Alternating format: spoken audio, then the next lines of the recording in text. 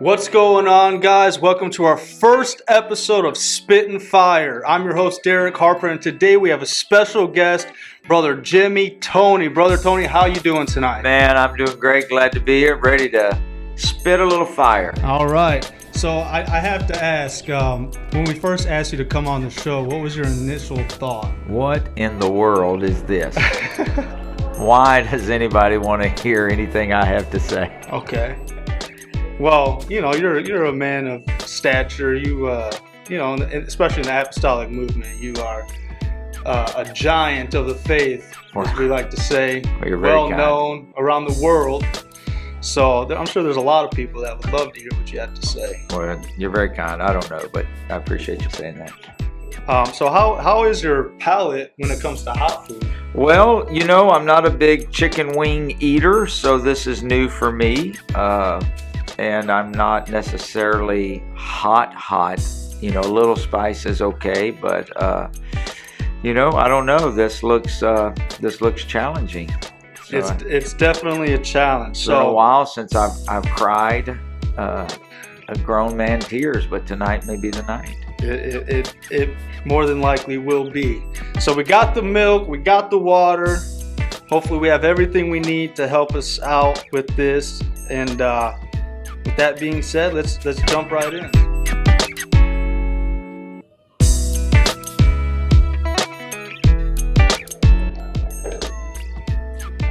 Okay, that's doable. Not bad. A little spicy, but not bad. So, one of the biggest moments in your preaching career. I feel it. This one's good. I feel it already. Here's to you. One of the biggest. Oh, he went for the milk already. Just a little sip. Just a little sip. Wash it down. All right. So one of the biggest moments in your preaching career, as I like to say, is when you preached a message called "We Are Giants" at NAYC in 2011. That night, you did something that, as far as I know, has never been done before, and to this day is in the minds of so many young people all across America. You climbed the cross. I want you to walk us through that. Where did the idea to do that come from, and how terrifying was that for you? Because when I watched it, I didn't see a harness. I didn't see strings attached or anything to save you from slipping and falling and hurt yourself. So how terrifying was that? Well, I did change shoes. You did change shoes? I did change shoes. So there I had a pair of just more of a loafers or something that had a better bottom on it than dress shoes. So I did slip into that. However, so when I was kind of going back and forth as to what to preach at that particular event, I had never preached that sermon out anywhere. And so I was wrestling with it. Youth Congress is such a unique platform that you want to have something, fresh, but yet at the same time, you also want to have something tried and true because of the vastness of the moment, the audience. So as I was just trying to figure out what to preach, I got this. Actually, the title of the sermon is "A Generation of Giants." Okay. It morphed into "We Are Giants" with the chanting and so on and so forth, which was all off the cuff type deal. But so as I was preparing for that, I was preaching at youth camp in Florida the summer before Youth Congress, and I was just going over my notes for what I thought was going to be my Youth Congress message. And the whole premise of the message is that David wasn't the small man on the battlefield that day because he had God. So therefore Goliath was really the small man and David was the giant. And I was just wanting to relay a message that you might be the only one in your family, or your youth group may be small, or you might be the only one in your school, but you're the giant. You're the bigger than. And so as I was just going through different scenarios of what I could put into that sermon, I was sitting in a hotel room in Georgia getting ready for their camp, but I was going over the notes for Youth Congress, and it just kind of hit me like a lightning bolt that the little Sunday school song, Zacchaeus was a wee little man was he, and he climbed up the sycamore tree. And so I thought about that because of his stature, he had to use a tree to become bigger than the audience around him so he could get a glimpse of Jesus. And so just in my mind, when that came across that he used a tree, it was just like a light bulb went off. Oh, that's Calvary. Calvary is what makes us bigger. Wow. And so I could use that tree of Zacchaeus's and then use the tree of Calvary, and I would become Zacchaeus. I would become that wee little man that would climb that cross, which would allow it. And so I picked up the phone and called our general youth president at the time and asked him, I said, hey, do you think we could pull this off? And he said, let me call the arena, make sure there would be no legality issues, and so they gave us permission to do it. And so we built the cross and drove it over. And actually, I think they started putting the stage stuff together on Tuesday.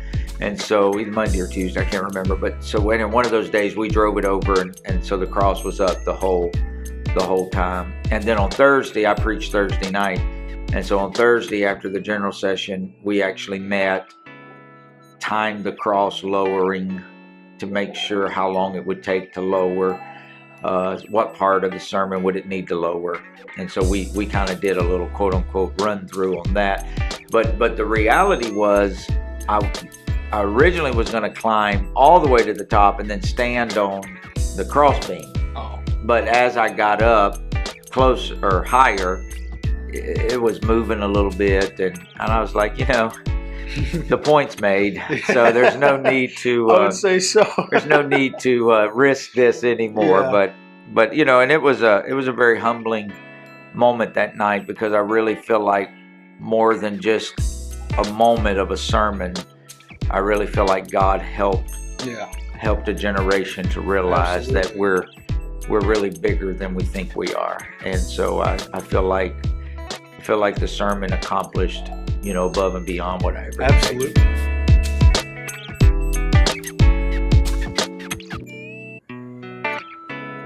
Oh yeah, that's hot. I feel that one already. Spitting fire, son. It's like fire shut up in my bones. I feel that one. It only gets worse. Okay. Kind of like this interview. It's only going to go downhill from here. So, last time you were here, I heard you say this story, and I just want, for the viewer's sake, I want you to tell them if it's true or not. It's because of the times. Okay. You're preaching this particular year. It might have been your first time preaching. I'm pretty sure it was. And because of the times.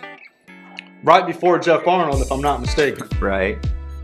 Jeff Arnold asked the question, who's preaching before me this year?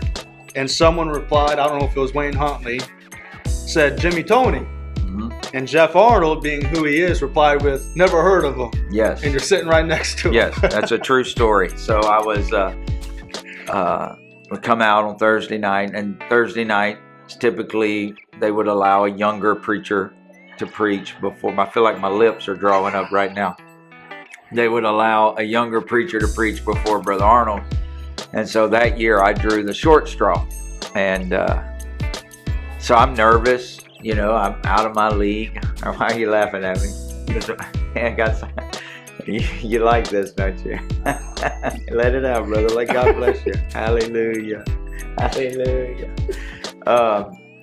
I think you're laughing so you don't cry either. I think your lips are hurting you too. You want some of that milk, I might be don't crying you? from laughter. So yeah, just like you said it. I heard him, I'm just sitting there like a fish out of water, and I heard him ask, hey, who's preaching for me this year? Yeah. And so Brother Huntley was trying to be nice and kind of pointed down. And he's like, it's Brother Toney. Huh, never heard of him. And so that made me feel great. And, so I was real humbled by that. Now you pastor his church. He's heard of me now, Yeah, brother. I can promise you he's heard of me now. Isn't that something? So it's amazing how God works. Wow.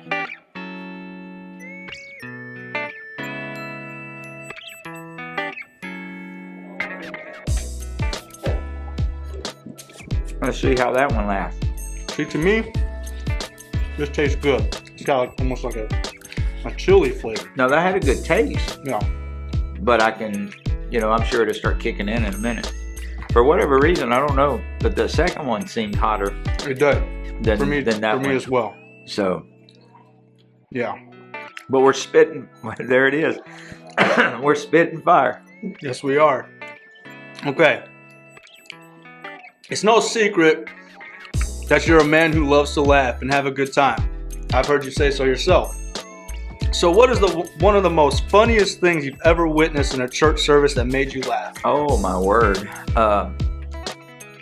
Church is true humor. You know, you cannot get that many personalities and backgrounds and different walks of life together. And I saw you go, trying to breathe in to get something to drink. And not have a blast. And, but the worst thing to do is get tickled in church when you're not supposed to be tickled. Right.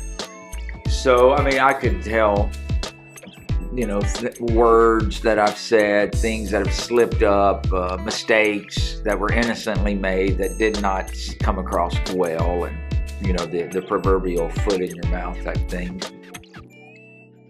Go and get you a little something there. See, I outlasted you because I didn't know that on the first one, or I wouldn't have drank that. Yeah. So, but when I was a young preacher, I was helping out at a church somewhere north, south, east, west of here. And it was going to be one of those services where we allowed pretty much anyone to do anything.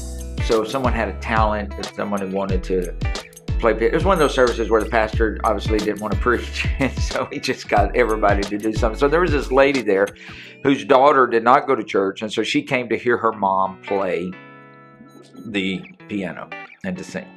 And it's our first time to ever hear her sing. Well, it was now we're Pentecostal, obviously, and so we have a certain style of music in our mind, which I'm a Southern gospel fan, so I have no problem with that. But, ours is more worshipful music. Well, this particular lady decided that she would sing very opera style. And so she was playing the piano and she was singing opera. And it was hilariously bad. Well, we're sitting on the platform, and I get tickled. And the other preacher sitting beside me, he gets tickled. And so we're crying, and we're trying not to laugh. And that even makes it funnier. Yeah. And so, you're sitting there, and your whole body is just kind of bouncing, and so she gets to the end of the song, and it was like there's this pause. And so we all just started clapping, thinking, yes, we made it, only for her to reach over, turn the page, and then start back in singing. Well, I lost it. So, I mean, we are just crying. And so I attended every funeral as a kid in my mind again. I was trying to think of every sad thing that ever happened to me to quit from crying. And so that was probably one of the funnier moments in church, or at least funny for us. And then, I've seen people, I saw one time I was pastoring and saw a man fall asleep, and he was sitting in a chair, and he fell asleep and literally fell out onto the ground. So that was funny. I've had people, just not knowing church protocol, and just in conversation how good service was, they had a few explicitives, about how good it really was, and so stuff like that's funny to me. And so we could probably write a book on that, and I think it should be. I think God has a sense of humor. He made us, so look at us. But I think you ought to be able to laugh and have a good time at church. Absolutely. There's time and place for everything, but obviously my pastor was very upset with us for laughing at that lady. That was not the time or the place, but that's kind of what made it funny as well. Sometimes you can't help the tickle, but that's right. That's right. All ready to move on? Oh, yeah. I'm just sitting here dying. Let's go.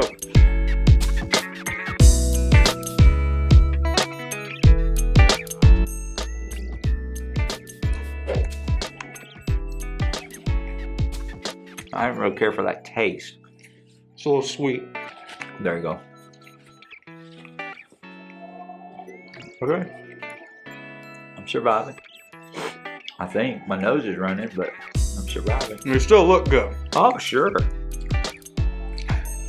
Being someone who is well known in the apostolic movement, how important is it for someone of your stature to be personable to people and make sure that you not only preach to the people, but also take the time to listen and to communicate with them? Well, I think that's important for anybody, regardless of what somebody would label as a stature. Or, I just think you ought to be real. So I think you ought to be you. And I don't think any amount of success, whether it be in the church world or the business world, ought to ever alter you. And so I think you got to stay very true to your roots. I think you got to stay very true to just walk humbly. So again, I think it's important. I love people. I love to be with people. I love to laugh, like we talked about. So it's wow.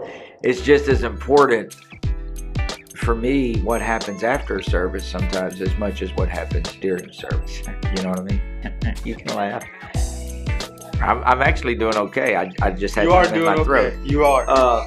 You're actually doing a lot better than I was expecting you to be. Yeah, and so it's coming though. I can feel it.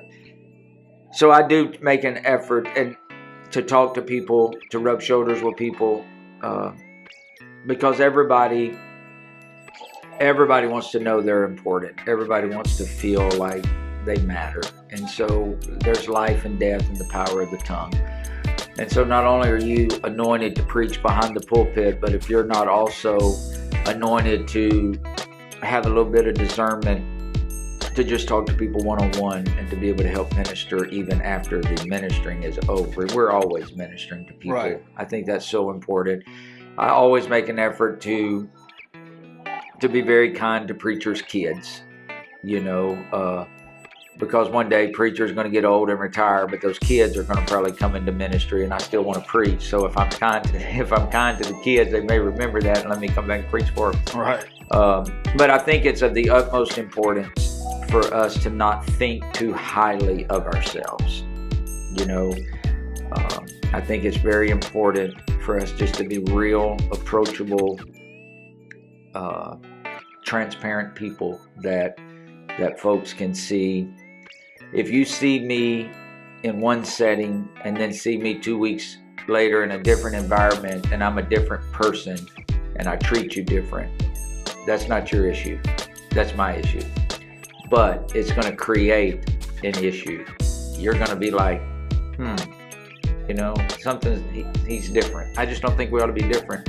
So when the Lord started opening up doors for me to go out to preach, I told our church at the time that I started a church in Omaha, and I told our church, I said, you will never hear or see me at an event where I shock you. I'm just going to be me. And so I made up my mind a long time ago just to be me. I'm a really good me.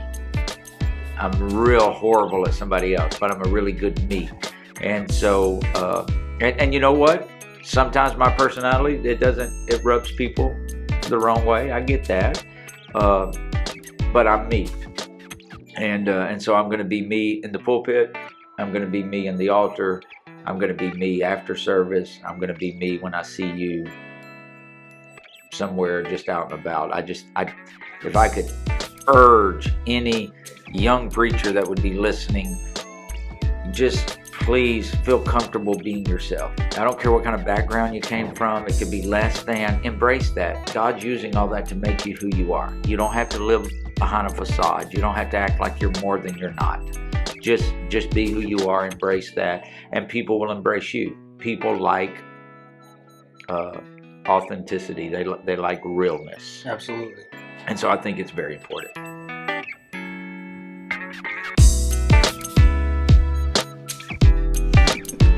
I've been needing a good nasal cleansing, so I feel like this is helping me. What is this? This is called Los Calientes. Yeah, whatever. So we're jumping up 10,000 on the SHU to 49,000. I bet we are. See, this is one of my favorite ones. No, I think it tastes good. Yeah, it tastes really good. Yeah. Mm-hmm. No, we start back here, right? Yes. So we're halfway there. We're halfway there. How you feeling? You know what? If my nose wasn't running, I'd be okay. My lips are tight. I feel like they may start bleeding at any minute, but other than that, we're fine. All right. So, you have now pastored, as far as I know, you have now pastored 3 different churches. One in Omaha, like you just said. Another one in Lexington. Right. And then now Gainesville. Okay. My question is, what is the biggest challenge pastoring one church and going to pastor another church where things might be completely different? So I started the church in Omaha, Nebraska. I moved there in 1998, started that church in 1999. I was 25 years old. And my wife and I have been married for a few years. We have one daughter that was 9 months old when we moved there. Like everybody, I went there hoping that I would stay there the rest of my life. That was the plan. I actually pastored another church in Indiana, Richmond, Indiana, for a short time. Was this before Omaha? No, it was after Omaha. I came from Omaha to Indiana. Oh, okay. And then I left Indiana and started another church in Lexington, Kentucky. Okay. And then from Lexington, I served as our North American Missions Director at headquarters for 2 years. And then that's when the door opened for me to go and, after Brother Arnold retired, to take that church. Every church has pros and cons, but when you're walking and following the Lord, every church is right.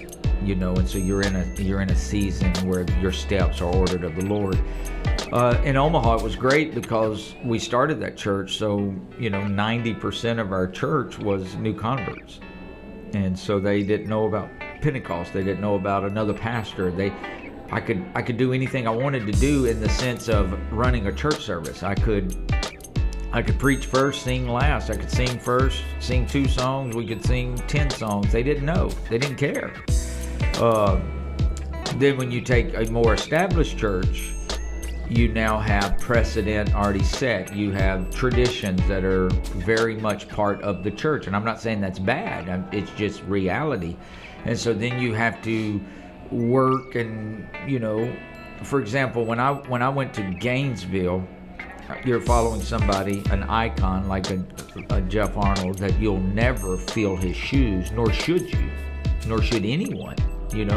All this, who's going to take their place? Well, it's, there's just some people that were supposed to be iconic for that season, and there should never be another Jeff Arnold. There will be someone that will have as an impactful ministry as someone else, but they need to be themselves. Nobody needs to try to be a Jimmy Toney, a Jeff Arnold, a Derek Harper. It just needs, you're that, I'm this.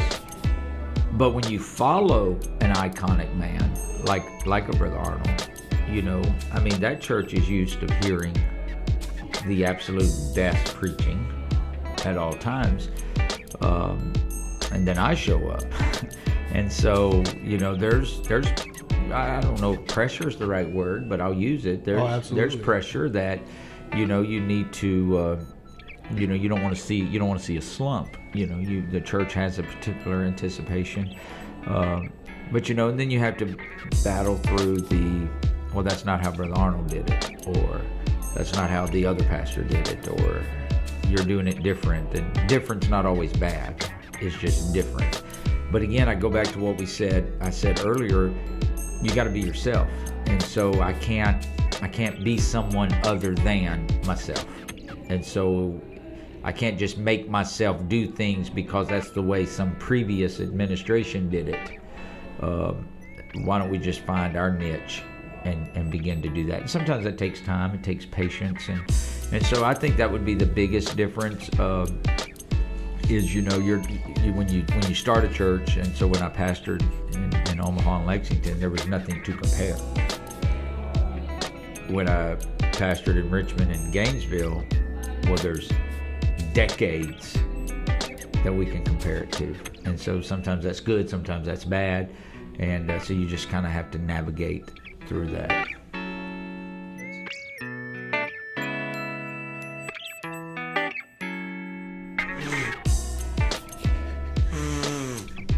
hear that? I hear it. It's coming for me.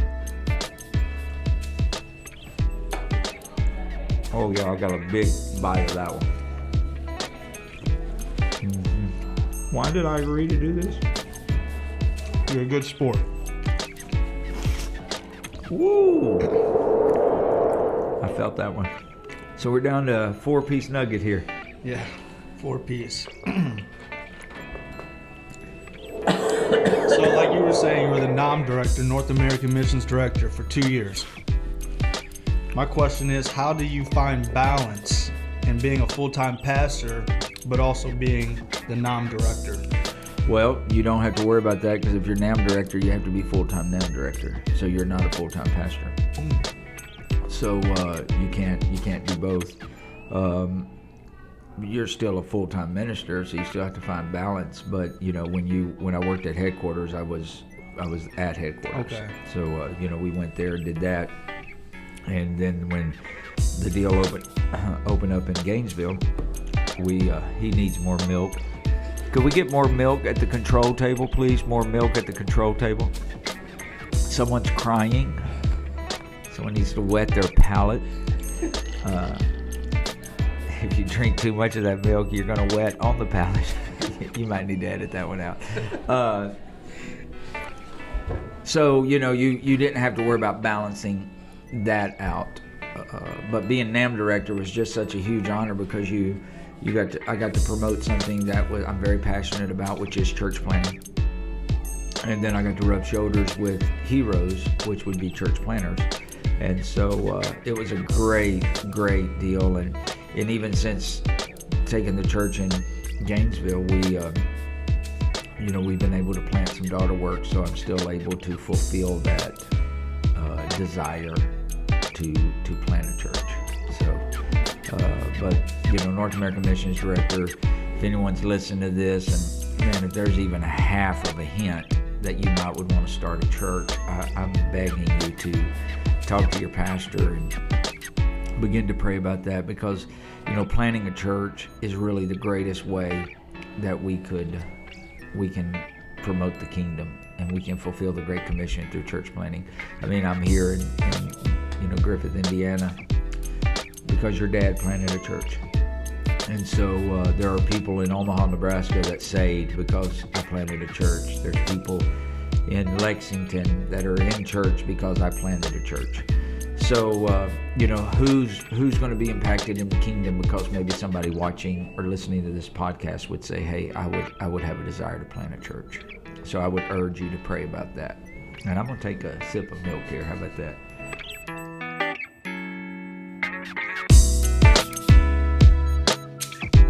Yeah, that's got a little bite to it, that one too. Of 109? Yeah. Mm-hmm. I feel it. So, you started touching on my next question a little bit. Aside from eating hamburgers, I know that's one of your loves in life, one of your passions. Fine dining, brother. Another passion in life is church planting. What excites you the most about planting a church, and how many churches would you say you've personally been active in planting? Well, the thing that excites me the most about planting a church is you're walking into a community that either has no church or is very under-churched. So you're literally taking territory from the devil. You are literally going in and establishing we always hear preached about strongholds. Well, a church is a stronger hold. So when you go into a city that has these strongholds and you establish a church, you're saying, hey, this is now stronger than that stronghold. So to be able to, man, wow.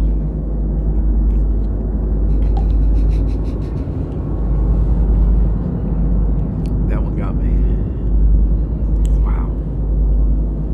That one's legit.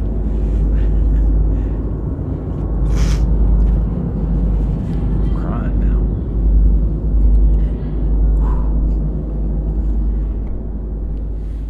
So I've started the church in Omaha.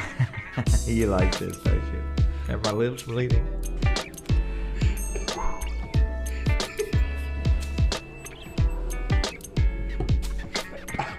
I I can't say nothing. I'm on my second glass of milk, and I'm about to finish it. So I started the church in Omaha. I started the church in Lexington. And then since being in Gainesville, we have started a Spanish work. We've started a work in Lake City. We have started a work in a place called Alachua. And next year we will be launching a church in a place called Newberry. So that would be 6 totals, 5 right now. 6 will be next year. And then we have plans to keep launching and to keep trying to plant some more churches.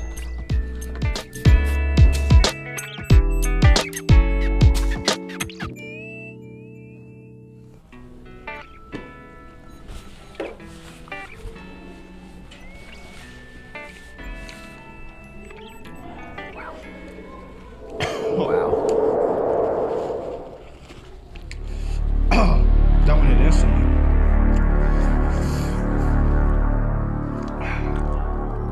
Hello. Man, I want you to receive this in the way that I mean it. I hate you. And I hope every child you have and every grandchild in the future, I pray that all of them will be born naked because of this mess that's going on right now. That one, now my lips are burning. I feel like they're bleeding, like you say. And that's not even the worst one. So, let me see if I can get through this question.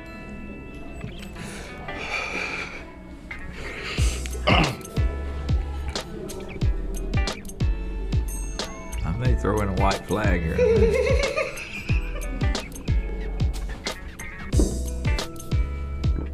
Man, that's hot. Good Lord. Mercy. That is hot. It is. So, years ago, you visited Kiev, Ukraine, where you were able to minister.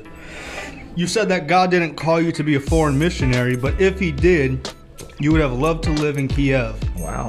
Because of the beauty and spiritual hunger of the people there. What's some of your best memories while being in Kiev?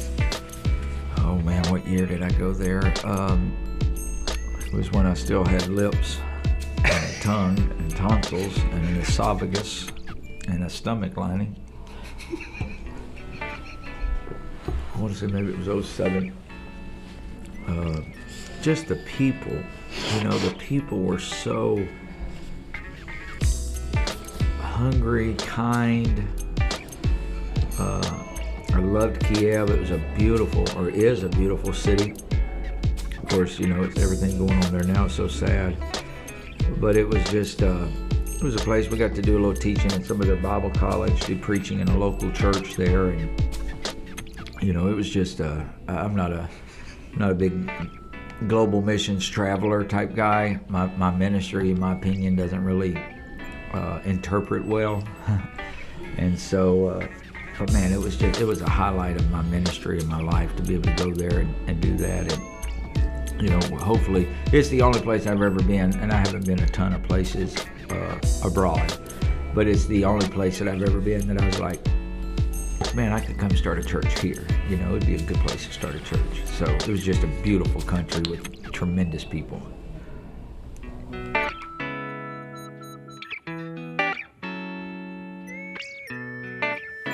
So this last one, as hot as it was, 135,600. Dare I say this next one, you might throw in that white flag. We're jumping up to 702,000. Well, that's just stupid. I feel like it's going to be one of those where that last one felt hotter than this one. You'd think so. You're talking yourself up, huh? You got tears streaming down your face and you're talking yourself up. Alrighty. YOLO. Isn't that what they say? That's what they say. Alrighty.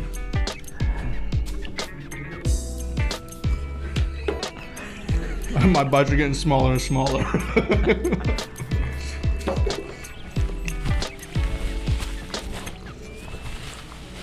I'm so sick of chicken.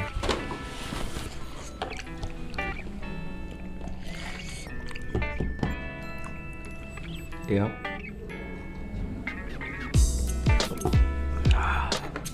You preach that because of the times. You preached at NAYC. You preached at General Conference. And all those settings are unique in their own way. Having done that, which conference would you say you enjoyed preaching at the most? And I'm not trying to sound like that guy, but the thing I enjoy the most is teaching a home Bible study. And I'll come back to your question in a minute, but wow.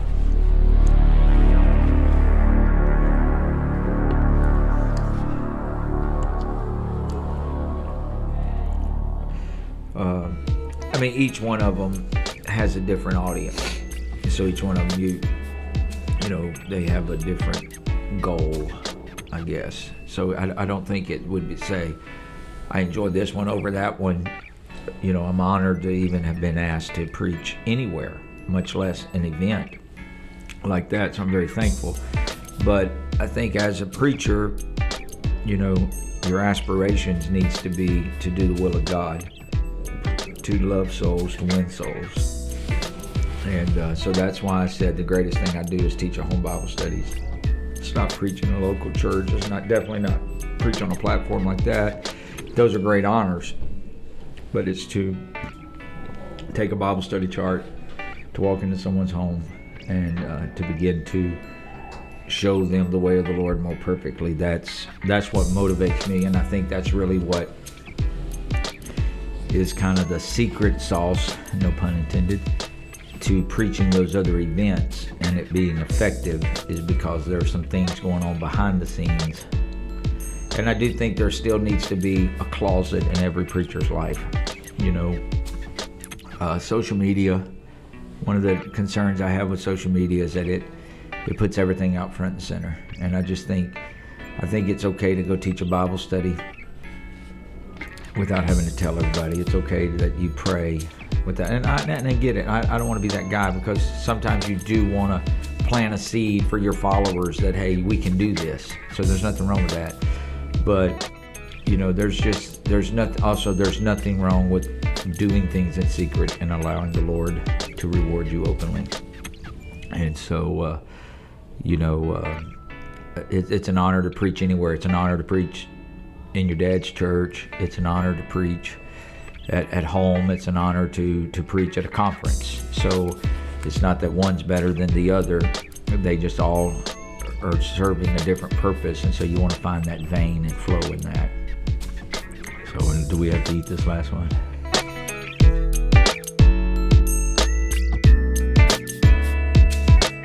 You can die a slow and painful death.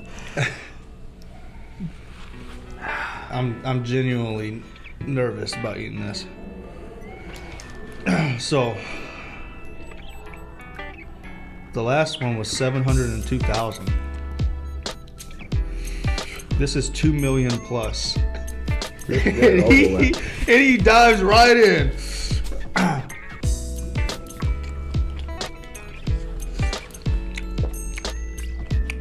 So we're gonna do something a little different for this last one. We're gonna play a game called This or That. Okay. I'm gonna give you two options. Uh-huh.